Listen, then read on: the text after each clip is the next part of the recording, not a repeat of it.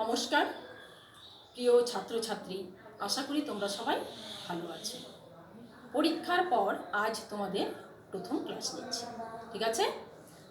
তো আজ ষষ্ঠ অধ্যায় অর্থাৎ কঠিনতর ভাগ, ষষ্ঠ অধ্যায় থেকে কঠিনতর ভাগ অঙ্ক আমরা করব। পঞ্চম অধ্যায় পর্যন্ত আমরা অঙ্ক করেছিলাম, ঠিক আছে? আজকে আমরা করছি ভাগ অঙ্ক। তো প্রথমেই আমরা জানি যে ভাগ কাকে বলে। কোনো একটি বড় সংখ্যা থেকে ছোট সংখ্যা কতবার বিয়োগ করা যায় তা জানার সংক্ষিপ্ত পদ্ধতিটাই হচ্ছে ভাগ। ভাগ কাকে বলে আবারও বলছি, কোনো একটি বড় সংখ্যা থেকে ছোট সংখ্যা কতবার বিয়োগ করা যায় তা জানার সংক্ষিপ্ত পদ্ধতিটাই হচ্ছে ভাগ। এর আগে আমরা যেমন গুণ করেছিলাম, গুণ কি ছিল? যে একই সংখ্যা বারবার যোগ না করে সংক্ষিপ্ত পদ্ধতিতে আমরা কি করি? গুণ। আর ভাগের বেলায় কি? একই সংখ্যা বারবার বিয়োগ না করে সংক্ষিপ্ত পদ্ধতিতে করব, সেটা হচ্ছে ভাগ। আরেকটা ব্যাপার, যোগের বিপরীত যেমন বিয়োগ, গুণের বিপরীত তেমনি হচ্ছে ভাগ। যোগ করলে আমাদের কি হয়? উত্তর বেড়ে যায়। বিয়োগ করলে আমাদের উত্তর কমে যায়। গুণ করলে আমাদের উত্তর কি হয়? বেড়ে যায়। আবার ভাগ করলে আমাদের উত্তর কমে যায়, ঠিক আছে? এটা তোমরা জানো। এবার আমরা একটা ভাগ করে ভাজ্য, ভাজক, ভাগফল, ভাগশেষ কাকে বলে একটু বুঝে নিই। দেখো, যেমন 75, 75কে আমরা ভাগ করছি 6 দিয়ে। 75কে আমরা 6 দিয়ে ভাগ করছি। তাহলে এখানে আমার ভাজ্যটাকে, ভাজ্য হচ্ছে 75, ভাজ্যটা হচ্ছে আমাদের 75 আর ভাজক হচ্ছে আমাদের 6, ভাজক হচ্ছে আমাদের 6। তাহলে ভাজক হচ্ছে 6। এবার এই 6 দিয়ে আমরা এখানের সংখ্যাকে ভাগ করব। ভাজক আমার এখানে কি আছে? একটি সংখ্যা। ভাজক কি আছে? আমার একটি সংখ্যা, অর্থাৎ 6। একটি সংখ্যা, এখানে আমি একটি সংখ্যার মধ্যে দেখব যে কোন সংখ্যাটি বড়, ভাজক বড় না ভাজ্যের প্রথম সংখ্যাটি বড়। আমরা কি দেখছি? যে ভাজ্যের প্রথম সংখ্যাটি বড়। তাহলে আমরা এই সংখ্যাটি দিয়ে এটাকে আমরা অনায়াসে ভাগ করতে পারি, ঠিক আছে? তাহলে 6 দিয়ে আমি 7কে ভাগ করছি, কি হবে? 6 একে 6। এখানে আমি দুবার দিতে পারবো না, কারণ 6 দুগুণে হচ্ছে 12। নিচে কখনোই বড় সংখ্যা বসবে না, ঠিক আছে? তাহলে 6 একে 6। এবার আমরা কি করব? বিয়োগ করে দিব। 7 থেকে 6 বাদ দিব, কি থাকবে আমাদের? 1। এখন আমরা 5 কেটে নিচ্ছি, ঠিক সোজা এভাবে আমরা 5 কেটে নিব, ঠিক আছে? এবার আমাদের কত হলো? 15। 15কে আমি 6 দিয়ে ভাগ করছি। তাহলে 15-এর মধ্যে 6 কবার যাবে? আমরা নামতা গুনবো। 6 একে 6, 6 দুগুণে 12, 3 6 18। দেখো, আমরা যদি 3 বার দিই এখানে আমাদের কি হবে? 18। নিচে কখনো বড় সংখ্যা যাবে না, ঠিক আছে?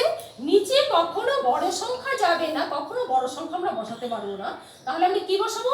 6 দুগুণে 12। বিয়োগ করে নিব। আবার 5 থেকে আমার 2 বাদ যাবে, কত হবে? 3। এবার আমরা দেখো ভাজ্য, ভাজক, ভাগফল, ভাগশেষ সব বুঝে নিচ্ছি। আমার ভাগ করে যে আমরা উত্তরটা পেলাম সেটা হচ্ছে ভাগফল, সেটা হচ্ছে ভাগফল। ভাগ করে যে আমি উত্তরটা পেলাম এটা হচ্ছে ভাগফল। আর ভাগ করে যে অবশিষ্ট অংশ থাকে সেটা হচ্ছে ভাগশেষ, ভাগশেষ। দেখো, এবার ভাজ্য, ভাজক, ভাগফল আমরা একটু বুঝে নিই। ভাজ্য কাকে বলে? যে সংখ্যাটাকে আমরা ভাগ করি, যে সংখ্যাটাকে আমরা ভাগ করি সেটা হচ্ছে ভাজ্য। যে সংখ্যা দিয়ে ভাগ করি সেটা হচ্ছে ভাজক। ভাগ করে যে উত্তর পাই সেটা হচ্ছে ভাগফল। আর ভাগ করে যে অবশিষ্ট অংশ থাকে সেটা হচ্ছে ভাগশেষ, ঠিক আছে? তাহলে আমরা ভাজ্য, ভাজক, ভাগফল, ভাগশেষ বুঝে নিয়েছি। এবারে ভাজ্য বের করতে হলে আমার সূত্র কি? আমরা ভাজ্য বের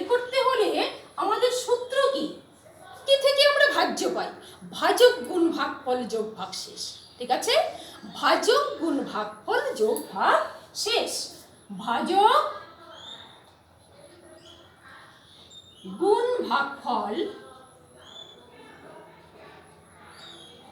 যোগ ভাগশেষ। আমরা একটু প্রমাণ করে দেখি। অঙ্ক হচ্ছে কি প্রমাণ করে দেখা। দেখো আমরা একটু প্রমাণ করে দেখি। ভাজক আমার কত আছে 6, ভাগফল আমার কত আছে 12। তাহলে ভাজক আর ভাগফল যদি আমি গুণ করি কি হবে? 6 12 72। 6 12 কত হবে 72। সঙ্গে আমি ভাগশেষ যোগ করব, কত হবে 75। 72 73 74 75। তাহলে ঠিক হলো আমার ভাজ্য।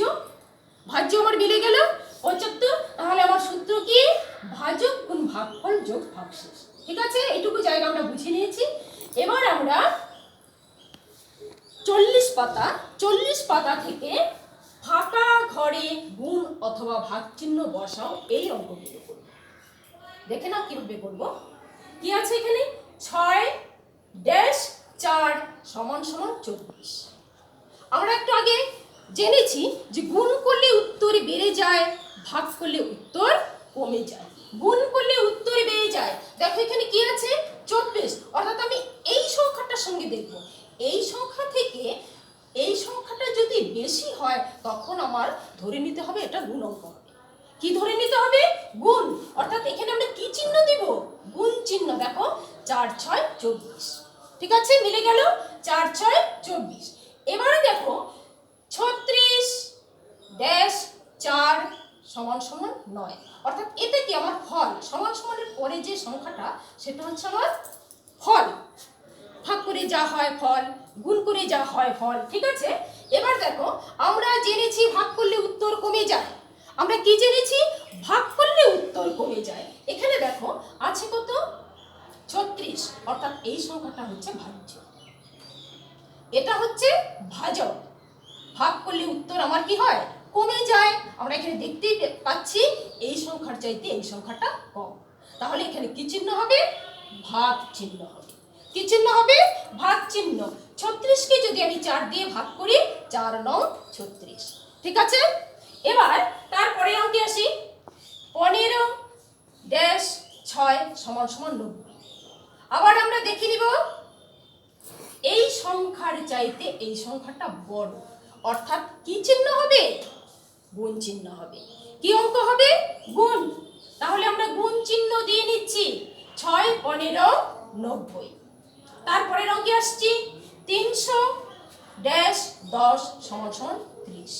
আবারও দেখে নাও এই প্রথম সংখ্যাটার চাইতে এই সংখ্যাটা ছোট, অর্থাৎ কি চিহ্ন হবে? ভাগ চিহ্ন হবে। কি চিহ্ন হবে? ভাগ চিহ্ন হবে। 300 কে যদি আমি 10 দিয়ে ভাগ করি তাহলে আমার 30 আসবে। আবার একটু ভালো করে দেখো, 6 কে আমি 4 দিয়ে গুণ করলাম, কি হলো 24। অর্থাৎ ডান দিকের সংখ্যাটা যদি বেশি হয় তাহলে আমার কি হবে? গুণ। আর এই সংখ্যাটা যদি কম হয় তখন হবে ভাগ। তাহলে গুণ আর ভাগ, এইভাবে শূন্যস্থান পূরণ একের যা অঙ্ক রয়েছে তার থেকে তোমরা চ ছ বর্গীয় যে ছ এই 4টি অঙ্ক বাড়ির কাজ করবে। এবার আমি একটু সংক্ষিপ্ত পদ্ধতিতে ভাগ আরেকটা নিয়ম দেখাচ্ছি।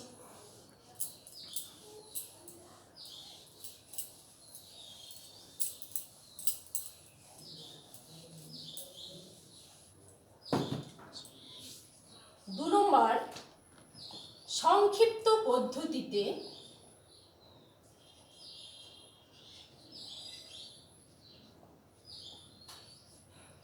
পদ্ধতিতে ভাগফল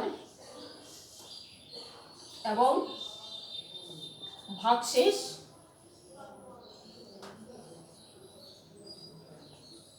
নির্ণয় কর।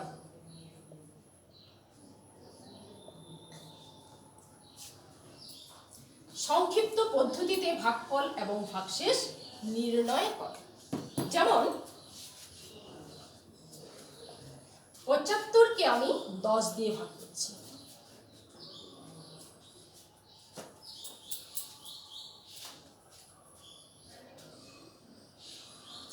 325 কে আমি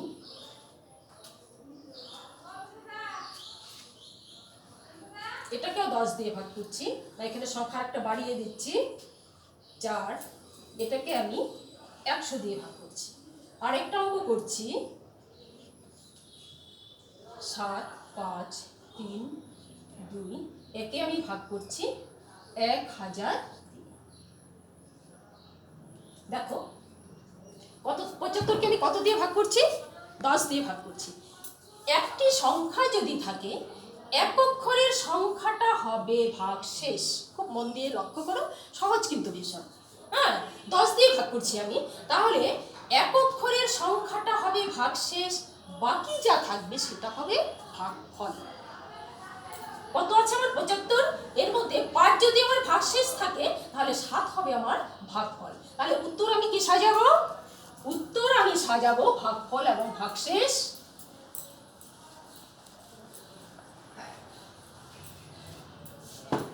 ভাগফল এবং ভাগশেষ উত্তর ভাগফল হবে আমার 7, ভাগশেষ হবে আমার 5। ঠিক আছে, বুঝতে পেরেছো? এবার আমি 100 দিয়ে ভাগ করছি, সেটা তোমরা দেখো মন দিয়ে। কি আছে 100 দিয়ে ভাগ করতে? দুটো শূন্য, অর্থাৎ এই দুটি সংখ্যা অর্থাৎ একক আর দশকের সংখ্যাটা হবে ভাগশেষ। একক আর দশকের সংখ্যাটা হবে ভাগশেষ, বাকিটুকু হবে ভাগফল। বুঝতে পারলে? তাহলে আমি আবার এই অঙ্কের উত্তর লিখছি। ভাগফল কত? ভাগফল 43,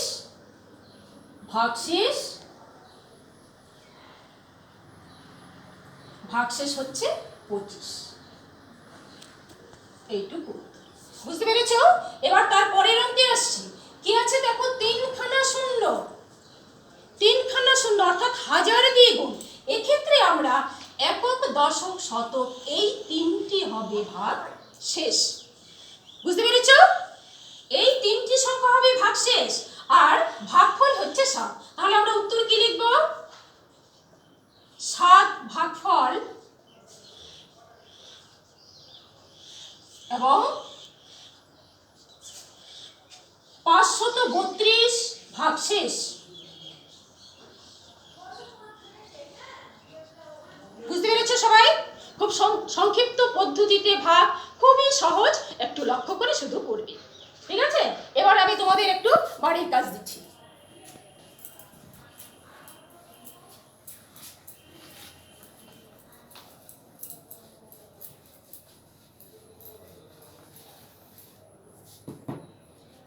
প্রশ্ন থেকে বাড়ির কাজ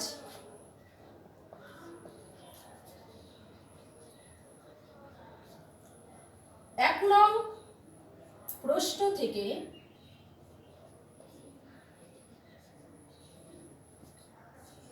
চ, ছ, বর্গীয় জ, ঝ।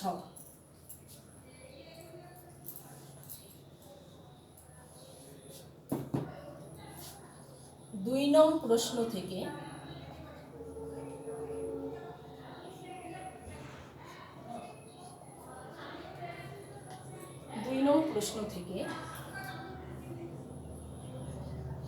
উম, ট, ড এবং ঢ। তাহলে তোমাদের বাড়ির কাজ 1 নং প্রশ্ন থেকে চ, ছ, বর্গীয় জ, ছ এবং 2 নং প্রশ্ন থেকে এই অঙ্কগুলো তোমরা বাড়িতে সবাই করবে। ঠিক আছে, তোমরা সবাই ভালো থাকো, সুস্থ থাকো। আজকের ক্লাস